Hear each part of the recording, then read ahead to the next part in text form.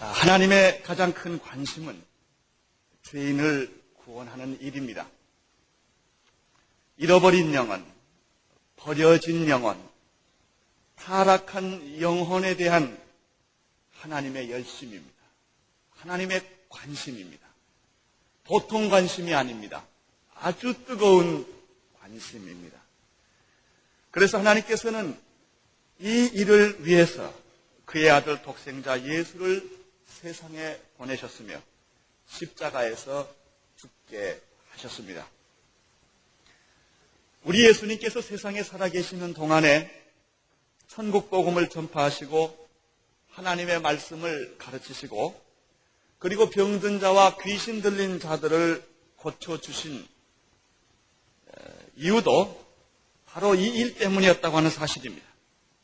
십자가에 못 박혀 죽으시고 3일 만에 다시 부활하신 것도 바로 이 일 때문이었으며 그리고 우리 주님께서 구름 타고 다시 오실 것을 약속하신 것도 바로 이 일 때문이었습니다. 우리가 잘 아는 성경 말씀이 하나 있습니다. 누가복음 15장에 나오는 말씀인데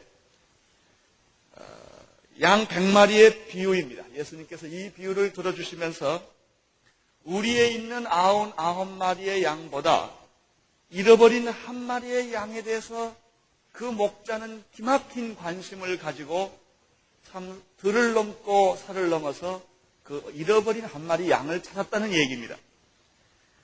그 양을 찾고 너무 좋아서 어깨에 메고 와서 잔치를 베풀었다는 얘기를 우리는 듣습니다.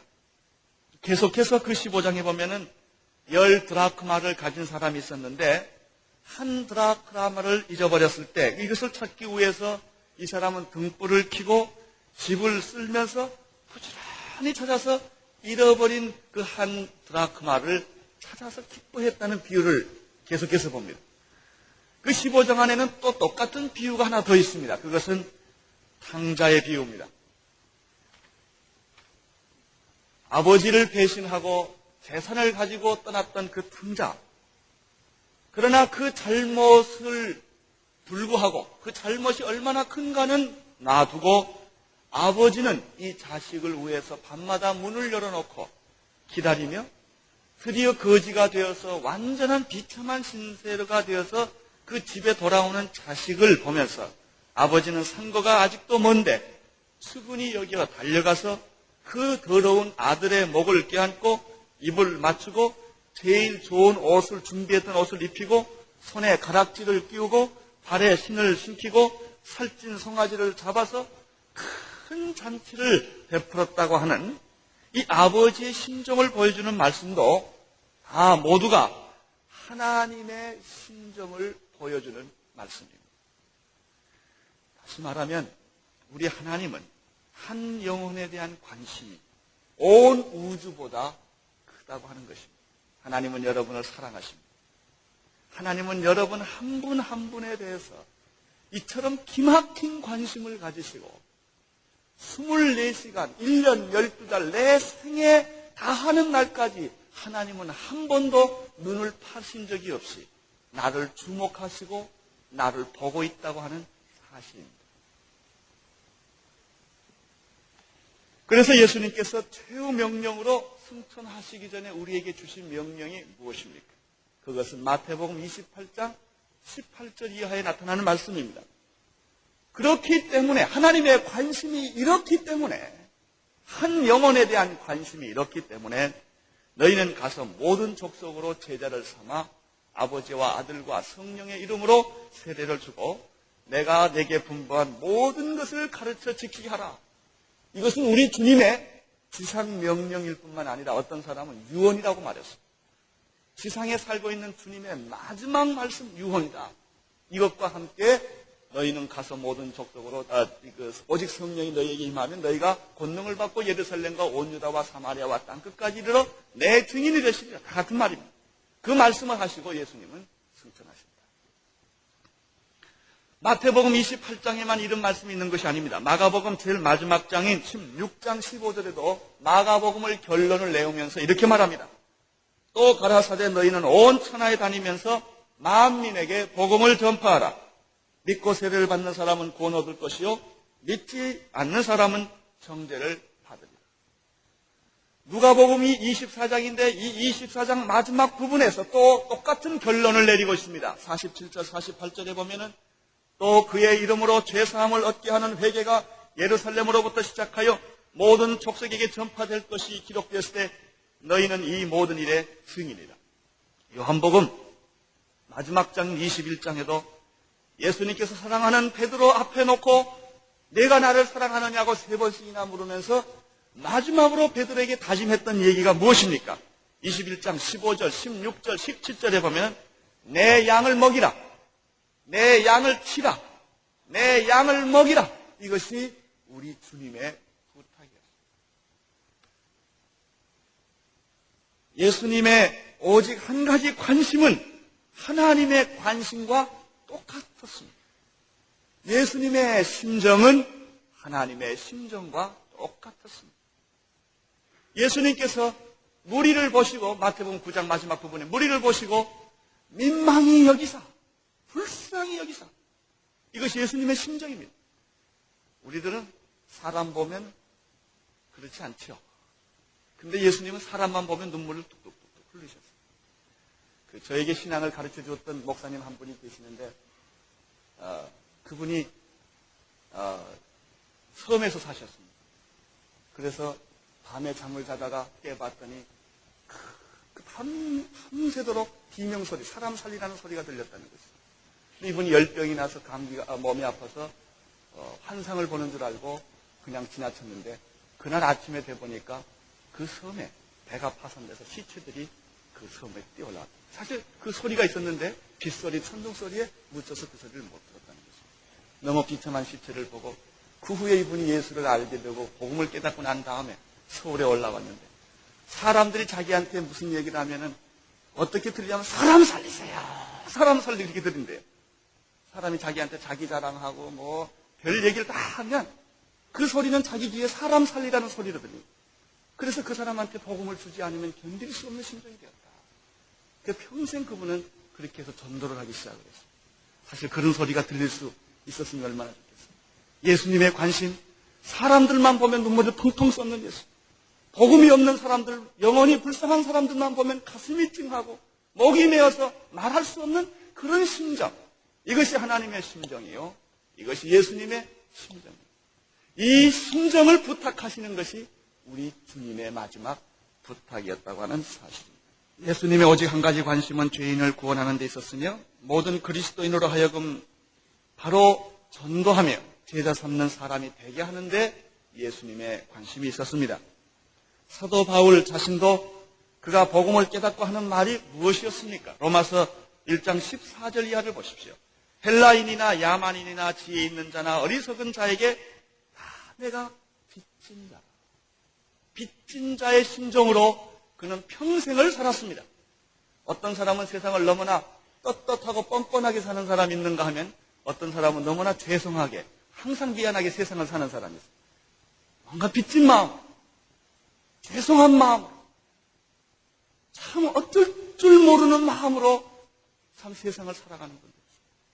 크리스찬들은 복음의 빚진 심정으로 죄송한 마음으로 살려준 것이 고맙고 사는 것이 고맙고 이렇게 숨쉬는 것이 죄송할 마음을 가지고 하나님 앞에 나는 죽어 마땅한 죄인인데 이미 죽었어야 할 죄인인데 이처럼 덤으로 사는 심정으로 그 심정을 가지고 사는 사람들이 진정한 그리스도입니다. 사실 그리스도인들은 그렇게 뭐 자신만만하게 세상에 나가서 외칠 것도 없어요. 이런 심정으로 예수님과 같은 마음으로 사는 사람입니다. 사도행전 9장 15절에 보면은 예수님께서 이렇게 바울에 대한 이야기를 해주었습니다. 주께서 말씀하시기를 이 사람은 내 이름을 이방인과 임금들과 이스라엘 자손들 앞에 전하기 위하여 택한 나의 그릇이라. 이것이 바로 사도 바울의 모습이에요. 사도 바울의 본질입니다. 하나님이 사도 바울을 계획한 뜻이었습니다. 그러므로 선교, 또 다른 말로 말하면 전도, 이것은 주님의 지상 명령일 뿐만 아니라 신약 성경의 최대 관심이었다. 그러면 우리 주님께서 이 엄청난 일을 하시기 위해서 어떤 일을 하셨는가 하는 것입니다. 어떻게 주님은 이 일을 시작하셨는가 하는 것입니다. 그것은 놀랍게도 사람을 선택하는 데서부터 일을 시작하셨습니다. 사람은 방법과 제도를 찾습니다. 그러나 하나님은 헌신된 사람을 찾습니다. 예수님은 일을 먼저 시작하지 아니하시고 사람을 먼저 찾으셨습니다. 그리고 그 사람을 훈련시키셨습니다. 이것이 예수님의 방법입니다. 하나님의 나라에 있어서 가장 중요한 요소는 바로 사람입니다. 헌신된 사람. 예수님의 3년 동안 공생의 사역을 12명의 사람을 키운 것이 전부였습니다. 그리고 아무것도 없습니다. 예수님은 대중을 상대로 했지만 결코 대중 앞에 머리를 숙였거나 대중을 우상화하지 않았습니다. 요즘 현대는 대중이 우상화되는 시대에 살고 있습니다. 예수님은 소수 12명을 키우시는 것이 그의 인생의 전부셨습니다. 그리고 예수님께서 십자가에 못 박혀 죽으시고 3일 만에 부활하시고 40일 동안 세상에 계시면서 마지막 선교의 보안 사역, 40일은 선교의 사역입니다. 예수님이 그냥 승천하실 수도 있는데 40일 동안 남으셔서 선교의 보안 사역을 다 하시고 승천하실 때 어떻게 하셨습니까? 이 엄청난 하나님의 구원 사역을 누구에게 위탁했습니까? 11사람에게 위탁했습니다. 왜냐하면 그 중에 한 사람인 가룟 유다는 제 길로 가버렸기 때문에 실패했습니다. 11명에게, 11명 제자에게 이렇게 말했습니다. 하늘과 땅의 모든 권세를 하나님이 내게 주셨으니 나도 이 권세를 가지고 너에게 명하노니 그러므로 너희는 가서 모든 족속으로 제자를 삼아 아버지와 아들과 성령의 이름으로 세례를 주라. 이것이 주님이 하신 마지막 일이었습니다. 오늘 성경에 보면은 이제 예수님께서 첫 번째 하시는 일, 즉 제자를 선택하시고 부르시는 모습을 보게 됩니다. 18절을 좀 보십시오. 18절. 갈릴리 해변을 다니시다가 두 형제 곧 베드로라 하는 시몬과 그 형제 안드레가 바다에 그물을 던지는 것을 보시니 저희는 어부라. 말씀하시되 나를 따라오너라. 내가 너희로 사람을 낚는 어부가 되게 하리라. 여러분, 예수님은 이제 공생애를 시작할 때 갈릴리 바다를 돌아다니셨습니다. 갈릴리 바다를 일하시지 않았습니다. 갈릴리 바다를 돌아다니시는 이는 사람을 찾기 위해서였습니다. 하나님의 일을 하려면 일하는 것이 중요한 것이 아니라 사람 찾는 것이 일입니다. 교회가 영적으로 부흥하려면, 개인이 영적으로 부흥하려면 이 원리는 적용되어야 합니다. 그래서 제자 훈련의 원리 중에 사람 선발의 원리가 가장 중요합니다. 온누리교회가 영적으로 부흥하려면 제일 중요한 것은 영적으로 성숙한 목회자 팀워크가 이루어져야 합니다. 이거 안 이루어지면 교인이 아무리 많아도 소용없습니다. 제일 중요한 것은 성령 충만하고 하나님께 헌신된 목회자를 찾는 일. 그 사람이 있어야 합니다. 기도하는 사람, 성경에 해박한 사람, 뜨거운 정열을 가진 사람, 헌신된 사람, 이 사람이 있어야 합니다. 이 사람이 있느냐 없느냐가 교회의 사활 문제입니다. 사람입니다. 교회는 건물이 아니고 사람입니다. 그 목회자들이 팀워크를 이루어야 서로 존경하고 서로 사랑하고 그래서 한 마음이 돼서 교회를 섬길 때, 일사불란하게 섬길 때 교회는 하나님의 뜻대로 성장하게 되어 있습니다. 둘째, 성령 충만하고 성숙한 인격을 소유한 장로님들이 계셔야 합니다. 장로님들의 영적 수준이 곧 교회의 수준을 결정합니다. 그 이상 넘어가기가 어렵습니다. 이 장로님들은 목회자와 교인 사이에서 좋은 중간 역할을 해야죠. 교회가 든든히 서갈 수 있도록 이 영적인 일들을 하셔야 합니다. 이 팀이 무너지면 교회는 다 깨집니다. 대부분 교회가 어려움을 겪는 것은 목사 장로 싸움 때문입니다. 갈등 때문입니다. 이것이 있으면 교회는 망합니다. 팀워크입니다. 사람입니다. 교회는 세 번째, 물불을 가리지 않고 헌신하는 집사님들이 있어요. 도사리는 집사님들이 있어가지고 교회가 안 됩니다. 이익인가 손해인가, 내게 마음이 맞는가 안 맞는가를 따지지 않고 주님의 일이라고 하면, 교회의 일이라고 하면 물불을 가리지 않고 뛰는 사람이 있어야 합니다. 교회는 사람이에요. 헌신된 사람이에요. 이런 사람들이 있었을 때 교회는 튼튼해지고 건강해지고 허다한 무리들이 모여오고 그리고 하나님의 놀라운 역사들을 일으킬 수 있습니다. 구경꾼이 많은 교회는 결코 일 못합니다. 99% 헌신된 사람 100사람보다 100% 헌신된 사람 10명이 더 큰 일을 합니다. 이건 제자 훈련의 원칙입니다. 절대 구경꾼 교인들, 방관하는 교인들, 뒷짐지는 교인들이 있는 한 하나님도 어찌할 수가 없습니다. 왜냐하면 하나님은 사람을 통해서 일을 하시기 때문에 그 사람이 움직여주지 않으면 절대로 하나님이 어떻게 할 수가 없습니다. 다시 말하면 이러한 팀들이 잘 성령 안에서 하나가 되었을 때 교회는 힘있게 하나님의 일들을 해갈 수 있습니다. 좋은 제도, 좋은 건물, 좋은 방법, 좋은 행정도 중요하지만 결코 이 모든 것은 헌신되고 성숙한 사람만큼 중요하지 않습니다.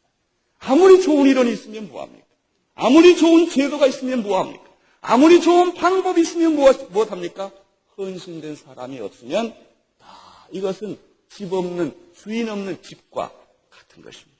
사복음서에서 보면은 예수님께서 제자들을 부르실 때 5가지 목적을 가지고 부르신 것을 볼 수 있습니다. 그 마태, 마가, 누가, 요한복음을 자세히 보면 제자를 부르실 때마다 예수님이 어떤 목표를 가지고 부르시는 것을 볼 수 있습니다. 요한복음 1장 35절 이하에서 보면은 예수님께서 제자를 부르실 때 구원과 믿음으로 부르시는 것을 보았습니다. 오늘 보면 마태복음 4장 18절에는 증인이 되게 하기 위하여, 증인을 삼기 위하여 제자를 부르셨습니다. 누가복음 5장 1절 10 이하에 보면은 제자들을 부르신 것은 모든 것을 포기하게 하기 위해서 제자들을 부르십니다. 이게 제자도입니다.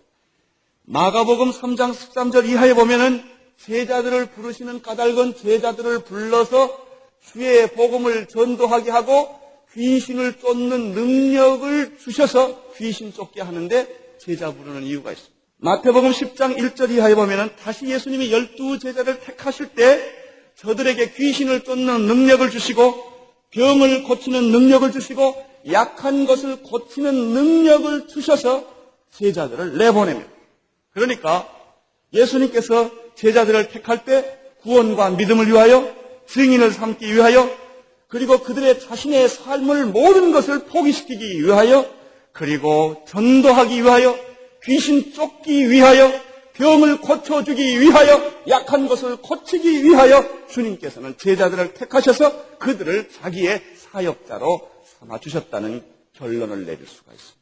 하나님께서는 오늘날도 똑같이 이러한 방법으로 교회를 부르시고 성도들을 사용하시기를 원하십니다.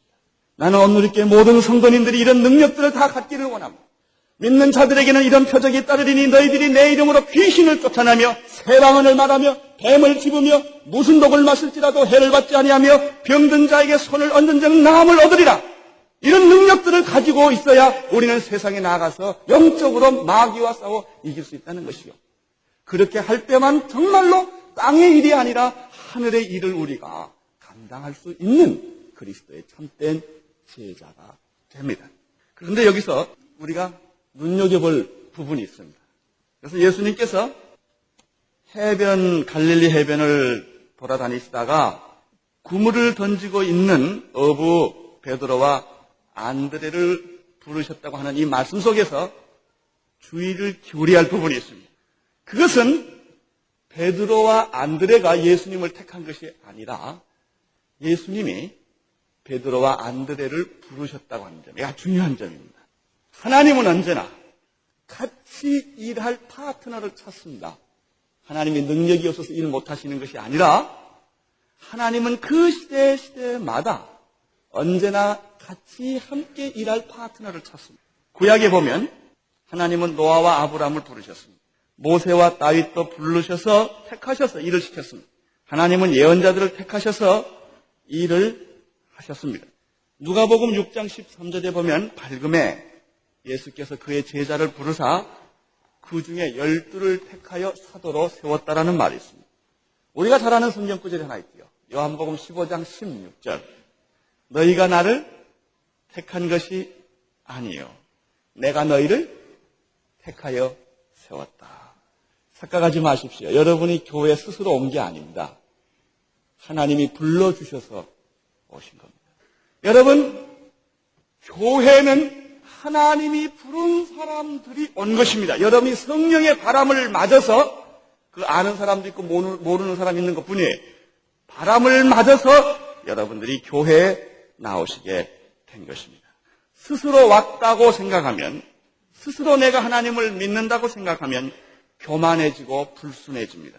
그러나 하나님이 부르셨다고 생각하면 겸손하고 온유해집니다. 교회의 성직은 하나님이 주신 것이고 하나님이 불러주신 것이지 내가 목사 되고 싶다고 된 것이 결코 아닙니다. 요즘에는 신학교의 운동권 사역, 다시 말하면 이런 일들을 하기 위해서 목사 되는 사람들이 있어요. 그래가지고 교회를 운동권의 아지트로 만들기 위한 목적을 가지고 목사가 되는 사람들이 요즘 생기기 시작했어요. 영혼을 구원하는 데 관심 없어요. 이 사람들은 의도적으로 그걸 가지고 신학교를 들어오는 사람들이 요즘 있다는 것입니다. 그건 아닙니다. 그건 부름이 아닙니다. 하나님이 불러야 일을 합니다. 장로직이나 집사직은 자기가 하고 싶어서 하는 것이 아닙니다. 그래서 어떤 사람은 이 부름이 분명하지 않는 사람은 목사하다가 안 되면 장사하는 사람이 있어요. 제가 그런 사람 많이 봤어요. 미국에서 어느 모텔을 운영하는 사람이 목사예요. 근데 목회하다가 다 어떻게 안 돼가지고 하나 모텔을 인수해서 살기는 잘 삽니다. 그거 하고 있어요. 근데 이 사람 보면 계속 갈등해. 그렇게 목사하다, 장사하다 이게 되는 거냐면 얼마나 좋겠어요. 죽으나 사나 거기 가야 돼요. 성직은 하나님이 불러서 주신 거예요. 자기가 마음대로 하고 싶지 않다고 그래서 안 하고 할 수가 없습니다.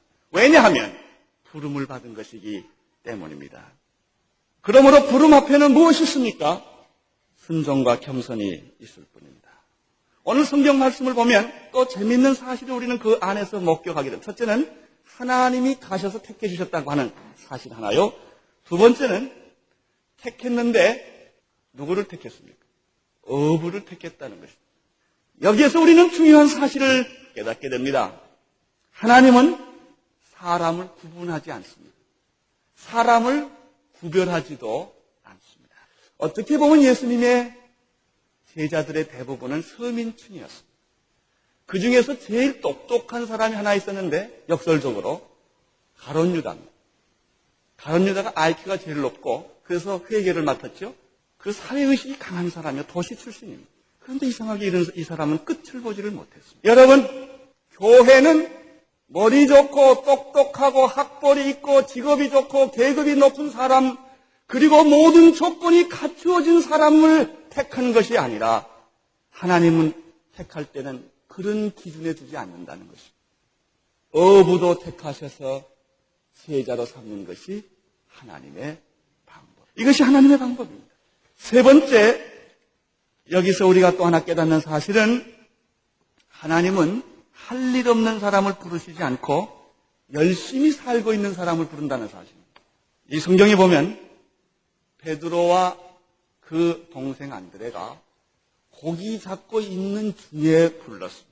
놀고 있는 사람을 부르는 게 아니고 할 일 없는 사람을 하나님이 부르는 것이 아니라 열심히 일하는 사람을 하나님이 택하시는 것을 볼 수 있습니다. 그 다음에 요한 형제를 부를 때도 하나님은 그물을 깁고 있는 그 사람을 불렀다고 하는 것을 보게 됩니다.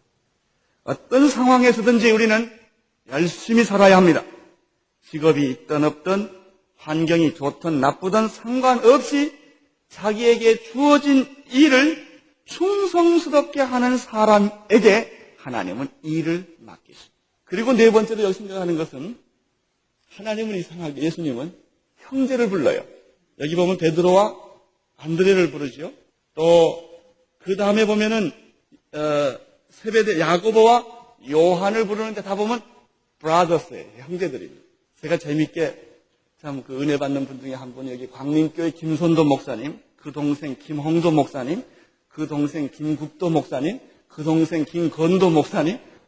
그거 참 보통 일이 아닙니다. 그냥 가정이 아주 몽땅 헌신했어요. 그 대단한 일이지요. 여러분, 한 사람도 바치기 어려운데 몽땅 바치니 얼마나 좋습니까? 하나님이 부르실 때 형제를 같이 불렀다. 그것도 좋은 일이에요. 여기서 우리는 하나님의 부름의 모습을 새롭게 봅니다. 그럼 예수님이 어떻게 부르셨습니까? 하는 겁니다. 19절을 보십시오.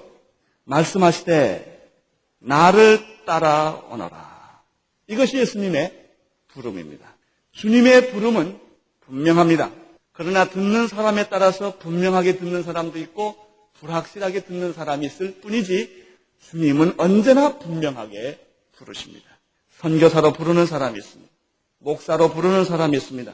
또 세상의 직장으로 부르는 사람이 있습니다. 다 목사 되고 선교사 되면 어떻게 하겠습니까? 아무튼 가능하면 목사와 선교사는 안 돼 보려고 애쓰는 게 좋습니다. 그러다가도 할 수 없이 부르시면 가는 게 더 좋습니다. 세상에서 우리는 살아야 합니다. 그러나 선교사로 부르는 사람은 반드시 선교사로 가야 합니다. 목사로 부르는 사람은 반드시 목사로 가야 합니다. 일꾼으로 부르는 사람은 반드시 그 일을 해야 합니다. 그런데 이 하나님이 부르는 영역은 여러 가지가 있지만 그러나 부름의 내용은 누구를 막론하고 다 똑같습니다. 다시 말하면 뭡니까? 나를 따라오라. 다시 말하면 주님을 따른다고 하는 사실. 세상을 따르는 것이 우리의 목표가 아니라 우리의 목표는 예수님을 따르는 것입니다. 예수님의 그 부름의 목적은 무엇입니까? 그 성경 그 밑에 보면은 너희로 사람을 낚는 어부가 되게 하는 것이 주님의 목표. 어떤 직업에 있든지 어떤 종류의 삶을 살든지 그것이 중요한 것이 아니라 궁극적으로 중요한 것은 무엇입니까? 사람을 낚는 어부가 되는 데 있습니다. 어떤 사람은 주부로 부르는 사람이 있습니다. 가정주부로서, 엄마로서 부릅니다.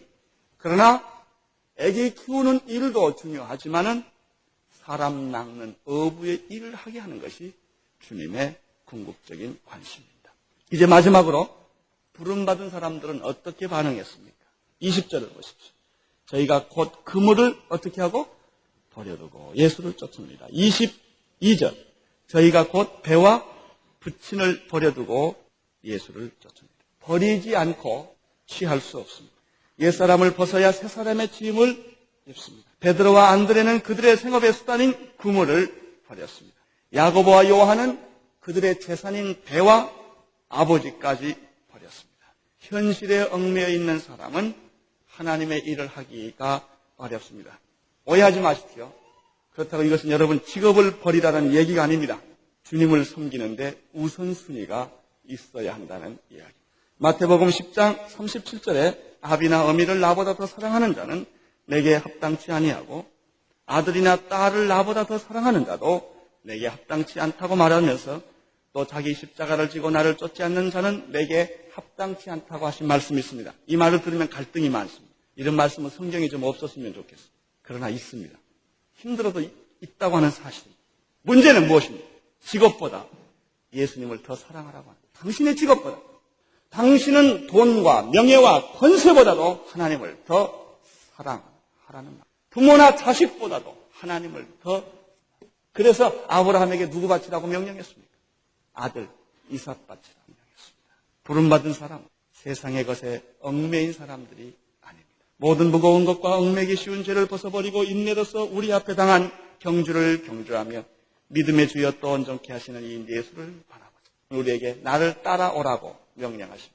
모든 것을 버리고 따라오라고 명하십니다. 주님을 바라보고 따라가면 내가 버렸던 것보다 더 많은 것들을 축복으로 여러분에게 주실 것입니다. 안심하십시오. 너희는 먼저 그 나라와 그 의를 구하라. 그리하면 이 모든 것, 내가 염려하던 모든 것을 하나님은 분명히 채워 주실 것입니다. 기도하겠습니다. 하나님 아버지, 온누리교회에 참여한 모든 성도들에게 하나님은 이 시간에 나를 따라오라고 말씀하시는 것을 들었습니다. 우리가 이 세상에 살면서 주님을 따라가기가 어렵지만 그러나 오늘 주신 말씀을 통해서 주님을 따라가도록 우리 마음에 결정하는 시간을 주시옵소서.